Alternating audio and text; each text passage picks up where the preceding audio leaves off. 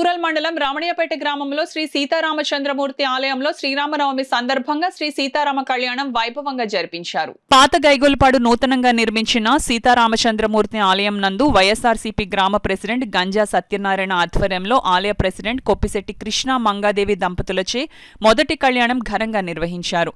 అనంతరం భక్తులకు పానకం, అన్నదానం నిర్వహించారు. ఈ కార్యక్రమంలో వాసంశెట్టి నాగబాబు, పెంకే అన్నవరం, వాసంశెట్టి గోవిందు, గంజా భాస్కర్రావు, గంజా వంశీ, కర్రి రమణ, కొప్పిశెట్టి రాజేష్, భవిరి వెంకట మోహన్, గ్రామ పెద్దలు, గంజా యూత్ సభ్యులు పాల్గొన్నారు.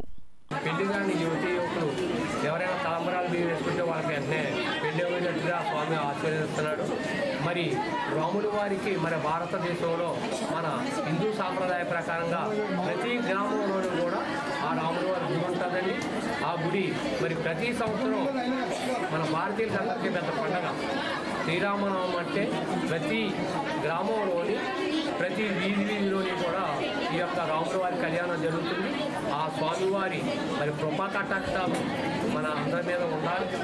మా గ్రామంలో అయితే ప్రతి మహిళ, మరి యువకులు, మరి పెద్దలు అందరూ కూడా మరి రాముల వారి కళ్యాణాన్ని వారి సొంత కళ్యాణంలా భావించి ఎంతో అంగరంగ వైభవంగా జరిపిస్తారు.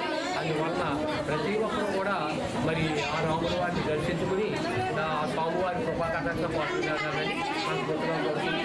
జై శ్రీరామ్.